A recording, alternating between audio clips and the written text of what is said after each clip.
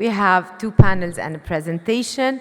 The New Trends in Fintech Models is the title of the first panel, and I'd like to invite to stage Rawan Badour, Manar Mahmasani, Sultan Ghaznawi, and MEVP moderator Jad Al-Bustani.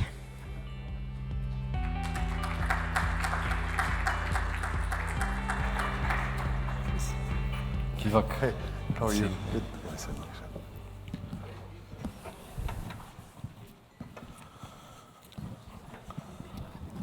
Of course.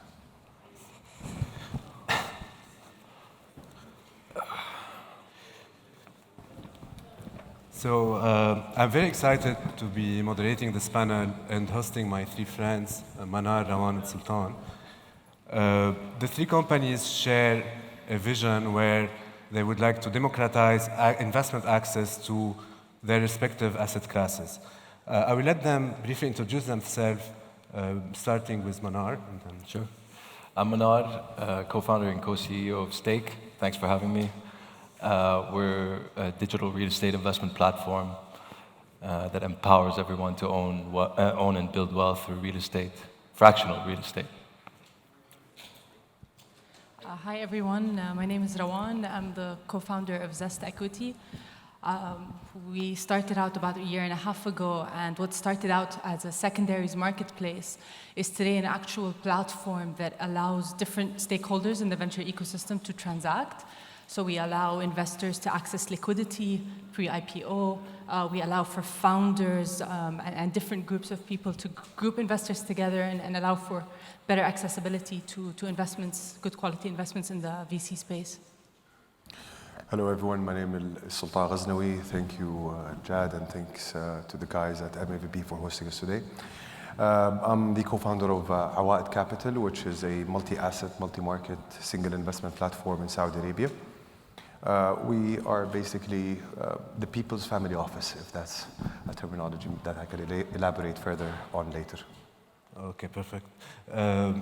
Starting with Manar, can you detail a bit more the pain that you are trying to solve, how you saw the opportunity, and how Stake operates more or less? Sure. So we tackle multiple value propositions with our app. The first one being access to real estate. Typically, it's pretty costly to get on the property ladder by investing in real estate yourself. Typically involves a big capital outlay, or taking a large loan commitment to the bank through mortgages.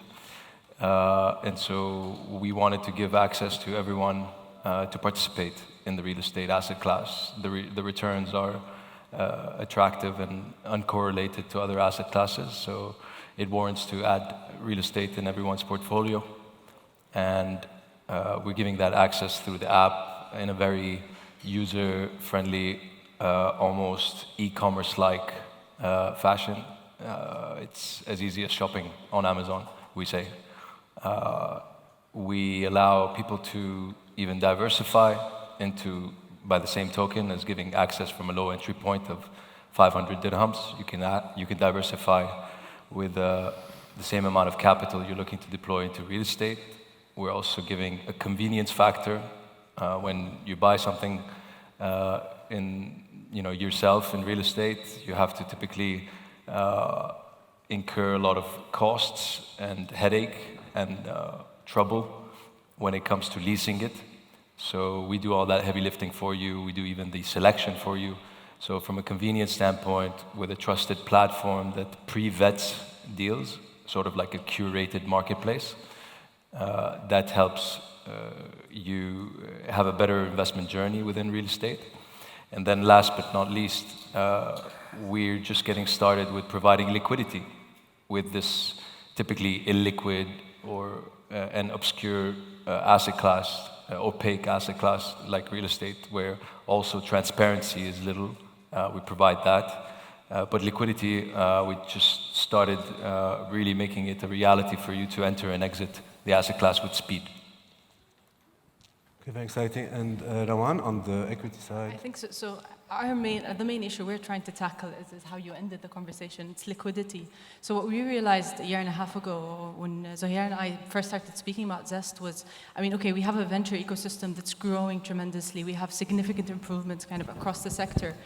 But, I mean, even if you look at the US, generally the time to exit is lengthy, and especially when you have economic downturns or any kind of instability in any kind of global conditions, liquidity, access to liquidity is actually very difficult. And some people, whether you are an employee or a founder or an LP in a fund or an early angel who came into a company 8 years ago and loves the mission and wants to stay to exit, but what if you actually need the cash? You need liquidity to fund something. You need to recycle capital into new opportunities.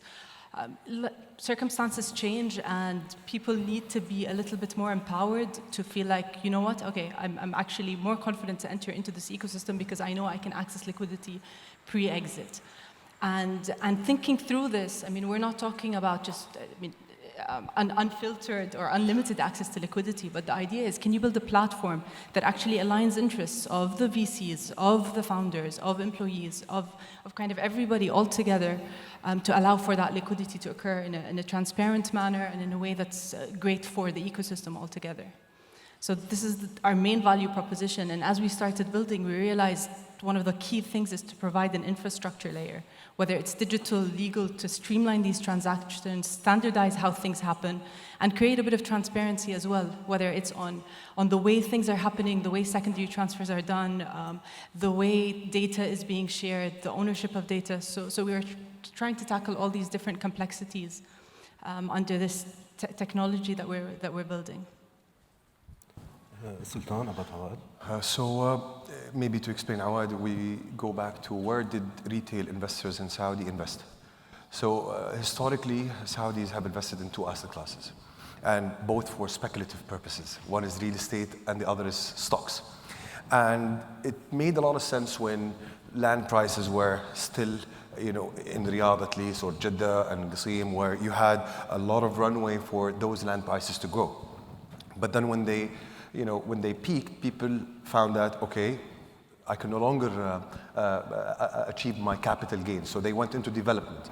And then in stocks, I remember I did my dissertation in university about efficient market hypothesis, and which is basically how you measure the efficiency of stock markets. And I did a comparison between the Saudi stock market and the US stock market. And the result was the Saudi market follows something that's called a random walk, which is where people invest based on what my cousin told me and what my friend told me and what Twitter told me. And basically these uninformed decisions not just make the whole market inefficient, but also results in a big loss for those retail investors. And again, you've got so many programs in the US with capital firms where you can go and invest your $1,000 or whatever.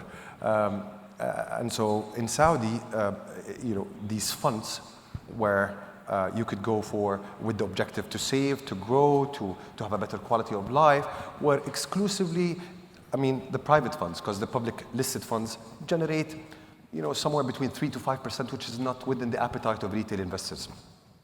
And so private funds were exclusively offered to professional and institutional investors in Saudi Arabia, and the minimum was 1 million. Obviously, that is the regulation by the Central Market Authority. And we've worked with the regulator to change that, and today private funds are, the minimum is down from 1 million to 1,000 riyal, and also they opened it up for retail investors.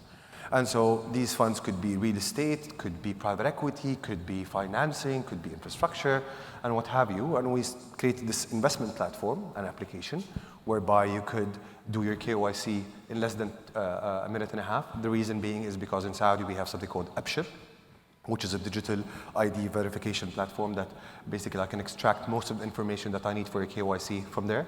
And then if you're an institutional investor, you've got something called Wathiq, which is an institutional ID verification by Ministry of Commerce. And so having that digital infrastructure enabled us to kind of, digitize and make it much easier for retail investors to invest. And as of today, we have more than 150,000 investors who invested almost $1 billion in less than a year across multiple asset classes such as real estate, pre-IPO private equity, financing funds, and what have you. And actually, moving to the next question, which is kind of related to what you mentioned, about the drivers of this market, because you the three of you launched over the past 2 years. And some common factors could be regulation, where regulatory framework is becoming a bit more active and more dynamic. Can you, Manar, tell us a bit more about your experience on that side, and if there were, in your opinion, other drivers on the macro end? I think COVID helped make investing more mainstream. That was definitely a movement we saw early, and we factored into our timing of launching the app. We also, from our perspective in real estate, we also saw a market opportunity to enter at a kind of bottom of the cycle within Dubai, but more from a macro perspective, there is this kind of theme around democratizing previously inaccessible or illiquid assets through digital platforms that we felt resonates with us, serves the use case around the pain points that we were seeing within our markets. And when we take a step back, real estate is, for us, and at least we see it this way, it's the primary driver of wealth creation in our region. And so bringing the technology of fractionalization and digitizing the ownership process around this biggest asset class and oldest asset class there is, made a lot of sense to deliver returns to everyone that wants to participate in the economic opportunity being created in our region. And that's really how we wanted to align with the opening up of those markets, the digitization of those markets, and ultimately allowing international investors as well to participate in our region through a very easy app that ultimately makes it very accessible to everyone. Okay, thank you. Rawan, you mentioned a point around transparency. I believe you meant it was more market transparency between secondary, primary. Can you detail this point a bit more? And then maybe we can move around how you think about information transparency on the equity deals that you work on, what's the interaction with the deal provider. Sure. I mean, I think it's also a driver, but right today we have access to a lot more information. Wherever you're sitting in the world with the technology, with the access, and now with all the AI tech that's coming up, there's more access, meaning there's more expectation on the consumer side. I want to know what I'm getting into. I want to understand what this investment is a little bit better. I'd like to actually have the power to see it in front of me on a screen, whether I'm on a laptop or on my mobile, and be able to feel like at least I'm empowered enough to make decisions based on something I understand.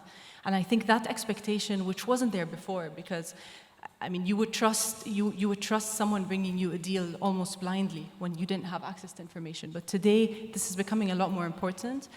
And providing that reliable, whatever you want to call it, is it a technology, is it an infrastructure, is it what you're looking at? Do you understand exactly what you're looking at? Are the companies that you're working with disclosing the right type of information to you? And do you know where the source of that information is? Because you have a lot of platforms operating on third-party data. Be clear. For us, we're an infrastructure, we're a platform. We're very clear as to where the data is coming from, where the source is. This is coming from, and I think this is extremely important for credibility, for sustainability, and for long-term survival of platforms like ours. Because if you don't manage that well, and if you don't at least give the information in the right way, I think none of us will be here in a few years. So we need to build that trust in the ecosystem. And that doesn't mean taking liability over the data. It's just about communicating to the investors or the users where it's coming from and giving them the power to make informed decisions based on that. I think for us, that's extremely important. And Sultan, because your concept also was new in Saudi, you had new regulation, but at the same time, the supply that you were bringing to the platform wasn't necessarily aware about such solutions. So what did you do to sell your idea, to convince? how, did you feel a lot of resilience from the supply end, or was it more proactive, to be honest? So maybe three things: demographics, economy, and literacy. There is a saying that we always say in Saudi that says, "Zin al-suq wala zin al-bida'ah," which in English translates to, if the markets are great, it doesn't matter what you're selling. Now, obviously, we're selling something great as well, which double dips into that. But Saudi Arabia has been witnessing a great economic boom, obviously, as a result of all of these reforms that are happening, whether economic or else. And people want to feel, want to be part of that wave. I mean, everyone in Qasim or Jeddah or Sharqiya, or even in Dubai, wants a bit of the pie in Riyadh. Everyone knows Riyadh is happening. Everyone knows people are moving to Riyadh, so everyone wants to invest in real estate in Riyadh. Okay, so that made it much easier for us to, be able to have customers when we promoted, hey, come and invest in this real estate residential project in Riyadh. It just promoted itself. So that's one part. That's the effect of the economy. Second is demographics. So 70% of Saudis are under 40.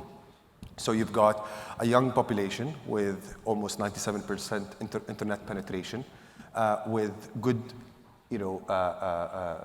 average income, and a strong surplus that they're able to, spend on all these seasons that are happening in Saudi. But today we're adding, we're seeing literacy also increase. So if you look at G20 actually has a ranking, so to measure financial literacy. So you've got Saudi saving, before literacy, savings, because to start investing, you need to start saving. So if you want to figure out how much people are investing, you need to see how much they're saving. So savings were, before COVID, which I concur with Manar, were actually about 2.6%. And it jumped to 6% after COVID. But if you compare that to, for example, Germany, which is at 11%, or Mexico, which is about 10%, that both shapes a challenge, but also an opportunity, because as Saudis become more and more financially literate, the market for us will become bigger and bigger.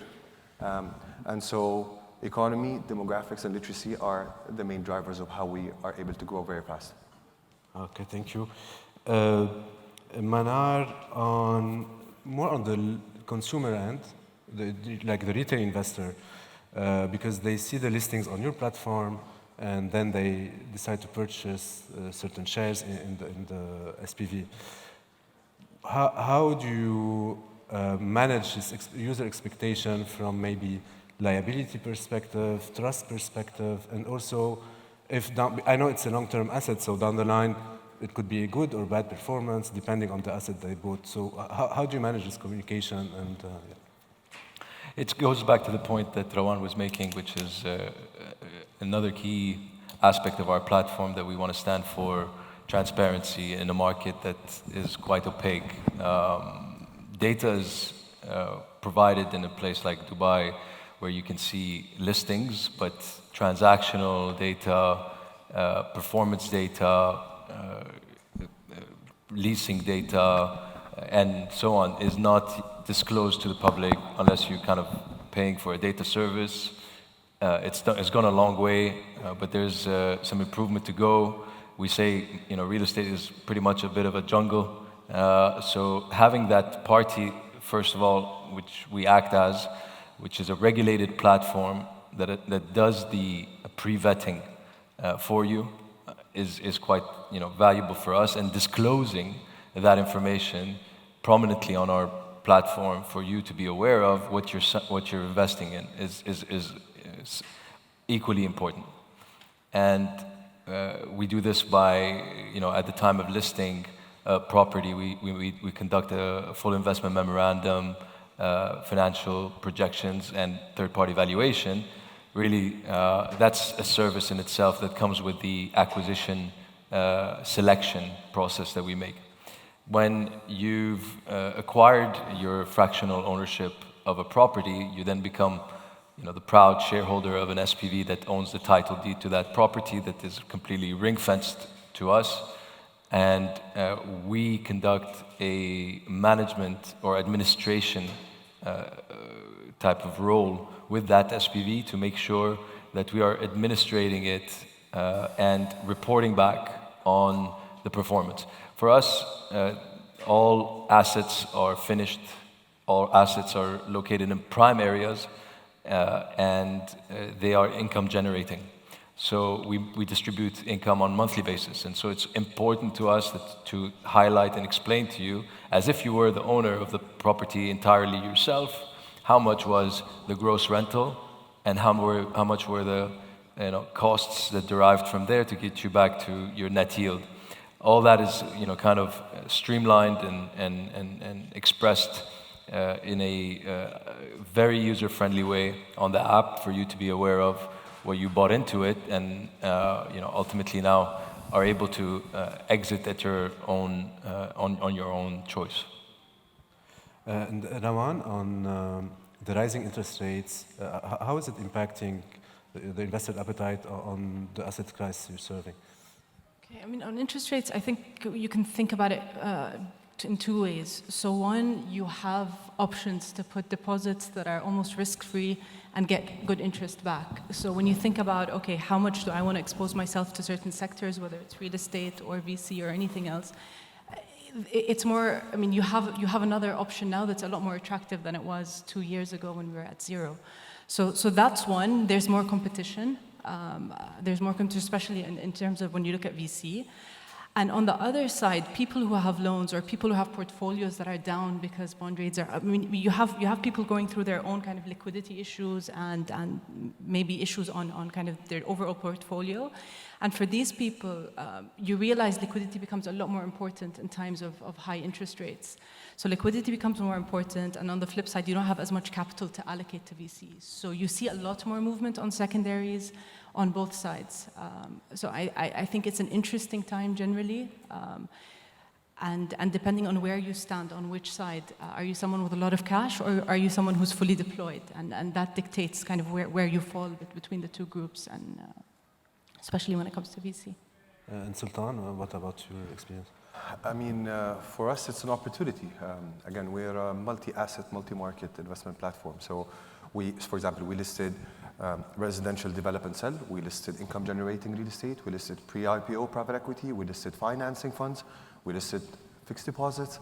And so what we're trying to, and intentionally we made sure that we have one of each when we started, so that we position ourselves as a place where you can diversify your risk. And again, once people drink the Kool-Aid, they'll never leave you. What I mean is we distributed more than 100 million of profits just in the first year. Obviously, real estate was the asset class that distributed that. But one of them we distributed 10.8% plus capital back in 8 months. The second one was 9.8 in 7 months. And so when people got their capital back in their wallets, they never took it out. They actually just reinvested it in our fixed deposit product when interest rate came up. And we also try to align our offering because, again, we act as a marketplace. We do not manage our funds. We work with more than 30 fund managers, right? And we have an investment committee. We filter the best of them, and then we list it on our platform. And so what we try to do is select opportunities that are in line with the market conditions. So if interest rates are high, I'll list financing funds, I'll list venture debt, I'll list fixed deposits. And so whether interest rates are up or down, our job is to make sure that we help our retail investors find the best opportunity at that point of time.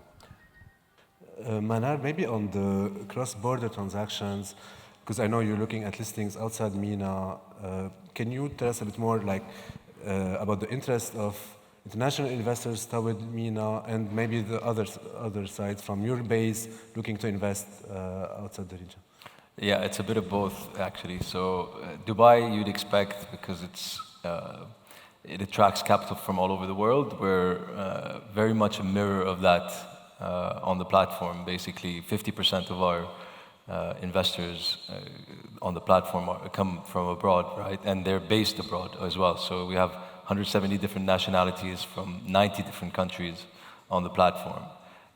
So that's really a testament to how Dubai is attractive to investors abroad, and that this is only going to accelerate with latest developments on the platform. I can speak to that. But so by way of giving access to Dubai, it's really important for us to continue on that journey. It's important for us to also, and more primarily, become the leading digital investment platform for real estate in MENA when it comes to fractional ownership. This is key to our roadmap, and we are expanding our operations in order to do so. First stop is Egypt, where we'll be live by the end of the month with our soft launch. And next, hopefully, will be Saudi, where we're still waiting for our CMA license, but soon enough it will be in hand. Manar, I know it's maybe you're still focusing on the region, but have you witnessed anything from a cross-border perspective, maybe deals looking at liquidity from regional investors or the... So for us, I mean, since we're tools, we're infrastructure, we've worked with counterparties from all across the region, right? So it depends on who's leading the transaction that's happening on the platform. We've seen them attract capital from all over the world. We've seen so many different types of transactions, whether primary, secondary, kind of LP co-invest. We've seen a lot, and the investor base is definitely very diversified. Depending on the sector, depending on where the different companies we work with are based, you can start to see trends, definitely see interesting trends, but given the nature of what we do, I can't say much more. But yeah, the beauty with our platform is, I mean, we're global, we're not stuck to a certain jurisdiction per se, because the people running the deals are the users, are the clients, are the VC, let's say, system stakeholders. So wherever they go, we go, whatever investors they're attracting are coming in through the platform. So we've been seeing a lot of interesting trends so far. For Awad, I know Saudi has a massive supply, but I think you're still limiting to resident of Saudi or Saudi nationals, correct? No, anyone can invest in Awad, although the KYC process becomes a bit more different. So the digitization of KYC for Saudis and residents in Saudi Arabia is literally a minute and a half. But to KYC someone in the GCC, maybe it will take 5 minutes, but to KYC an institution in GCC will take maybe a couple of days. And so, but one of the things that we're working on, and maybe probably I can disclose that, khalas, because we're already about it. So, for example, so look at, why would I want to try to sell an asset in, for example, a city in the Middle East when G20, Saudi is the fastest growing economy in G20, and we have some asset classes that are just opening up. Take, for example, the announcement that just came out a couple of weeks ago about internationals owning in Mecca, Medina, and so on. So we're doing a Mecca fund for only Indonesia and Malaysia, for example. And so we're seeing our international expansion a bit different. We're not going to try and go to compete with Grow in India or eToro in the US. What I want to do is I want to, compete with Sharia compliance stuff in stock trading. I want to compete in, asset classes that, 1.2 billion want it, but they need access to it in a smooth and interactive manner. And so we think that there's a huge runway for us to continue offering asset classes in Saudi Arabia that with remarkable returns for everyone around the world, with highlights on the value propositions that we have in Saudi Arabia that are not available elsewhere in the world. Okay. Manar, just to close the panel and let the floor for questions, if each one of you can tell me like 2 features you're excited about on your roadmap, and then we can open the floor for questions, starting with Manar. Well, we just announced actually that we are able to give golden visas in Dubai to investors that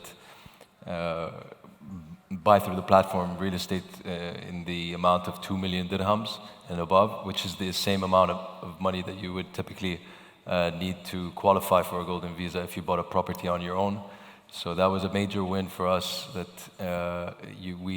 investing on stake it makes you eligible for that. So that recognition is important, and obviously it's a much better alternative to buying the property for investment purposes at least on your own to get the golden visa. We can really just give you that asset at your fingertips and in a diversified and pre-vetted way. So golden visas was a massive win for us. We just announced it. We were very excited to have that rolled out, as well as at the same time, funnily enough, our secondary market for transacting on the platform. As an investor, you can sell your shares through stake to other platform investors and not have to wait for the asset to be sold in the open market. So that really allows you to enter and exit, like I was saying before, with ease and speed. I think for us, I mean, one thing we're excited about is the VC specific vertical that we've been pushing quite hard the last couple of months. So other than providing infrastructure, let's say legal vehicles for co-invest and things like this, the fact that we have been able to provide liquidity to LPs and funds previously, and the fact that we're seeing a lot more movement there, I think we're extremely excited about it because we're seeing the impact of that. So increasing our product line there and how we can better serve kind of the VCs and their investors and their LP base. And the second, which I've been passionate about, I think one of the most things I love about Zest and why we even started is kind of the employee liquidity aspect. And when we say employee liquidity, it's when you look at today's world and how people are motivated in a different way, it's how can you make employees a bit more empowered by providing slivers of liquidity pre-IPO. And when you say slivers, meaning, okay, you work with a company, we come to you to stake and tell you what's wrong with you. Let's look at your retention rates. Let's look at the churn. Let's see how your employees are engaged. And let's work together on creating a program that allows them to liquidate tiny portions of their equity over time as long as they're performing and they're doing well, for example. And building that and integrating it into the ecosystem, I think, will create a new level of loyalty, engagement with employees across the VC space. And I think this is extremely important today because we're seeing, we're seeing retention fall. We see how quickly people are moving between startups. And I think this can be extremely impactful going forward in this space. And not just for retention, also because, cash is not readily available. Giving people cash bonuses all the time is also not the best use of capital. So why don't you actually leverage the equity that's supposed to retain this talent and help use that liquidity engine to help you kind of release that cash pressure and give back to employees as long as they stay with you. So we love that. We call it liquidity as a benefit, another term to add to the long term in the tech space. But yeah, really liquidity as a benefit, and we see this as something that could be super impactful going forward. How about Awad? So we're really excited about introducing further asset classes to our platform, simply because to solidify further the enablement of diversification for our investors. That's number one. Number two is basically expanding our offering to international markets, which we think the appetite, look at the world. The Middle East is where everything is happening. Europe is a bit wobbly. The US, people are moving their money out of the banks. Elsewhere is, I think the Middle East is where people are. We were at an event a couple of days ago, and we saw a private event. And we saw some executives from Goldman and so on, and they were telling us a year ago you wouldn't have seen any of us here because our headquarters are telling us to be based in Europe. But nowadays, even those guys are coming to the Middle East and exploring more opportunities. So I think we're just positioned in the right place to continue to grow, inshallah. Okay, thanks a lot. We can open the floor for questions. Thank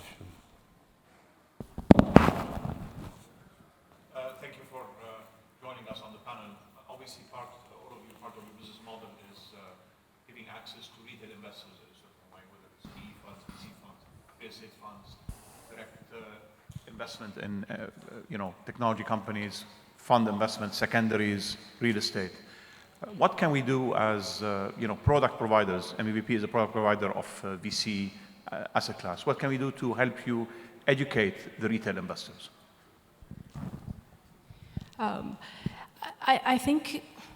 I think the biggest challenge that even us as people who've been in I've been exposed to investments for the last 15 years of my life, and even for me, understanding how to value a startup today is still extremely difficult. A lot of times you see a company, and again, we have rare exit in this region, but you see an exit or an IPO happening, but you've never actually seen the company before. You were never engaged, you never understood the numbers. So even when they go for this IPO, you don't know how to gauge, is this a fair valuation? Does this make sense? You have no track record, no history. So I think normalizing, and this happened really well in the US, I think over the last 10 years, but normalizing the fact that actually engaging the wider community in how these startups are performing throughout their lifetime could potentially build up for better exits. It could potentially build up for a much stronger and kind of solid foundation to come and want to join the story and want to invest. So I think from a VC perspective, just normalizing that a little bit more, again, controlled, nothing that can affect your competitive edge or any particulars that a startup has, but to normalize the fact that, you know what, actually let's be a bit more vocal about our startups. Let founders give a little bit more information to people, and I think this will be good for the ecosystem. And it's all about transparency and engagement. For me, that's extremely important. Sultan? So I think the new generation doesn't want to invest to have safety when they grow up. I think we need to change the way we're promoting investments. I think we need to tell them you should invest in this VC fund, although it's 10 years, because it will be the instrument that will get you your Ferrari in 10 years. People want goals. And I think, still investment firms are promoting investment because you need to grow your wealth, because you need to, and I think, let's look, some of the families, like take Al-Rajhi, for example. When Sheikh Saleh, Allah yarhamu, توفى, how many millionaires has been created overnight from just this person? So wealth is even moving from those wealth creators to spenders. And those guys don't care about savings in the sense of savings. They want to invest for goals, for the goal of change, whether it could be an impact, for example, for impact for good, or because they want to have a personal goal, a better education for my kids when I want to have a child in about 5 years' time, for example, or someone like this. So I think goal-oriented investments should become more, should be promoted more to the new generations rather than investment for the sake of saving. Crypto destroyed most asset classes in the generation of Gen Z and Gen X, because they look at crypto and they see this person who made $1,000 to $10 million. So concept of thara al-sari'a, getting rich very quickly, it has become this, it is a pandemic across the new generation. So I think in order to excite them to come and invest in these asset classes, VC, PE, real estate, we need to tap into their goals, Manar, your perspective from real estate? I think any investment knowledge and financial literacy is important, and we by no means try and say park your, place all your bets in one basket, right? So it's important definitely to promote the diversification angle in all our dealings with retail investors, to tell them, a distributed portfolio will give you great returns, and you have to have allocation to uncorrelated assets, and real estate provides that diversifier. But in terms of how we educate the market for your product, as in MEVPs, it's really beyond that, is not within our kind of scope as a firm, and we only contribute towards that education through the transparency angle that I mentioned, and the financial knowledge around how to invest in a diversified portfolio. All right, thanks a lot. Thank you. Okay. Thank you very much. Thank you.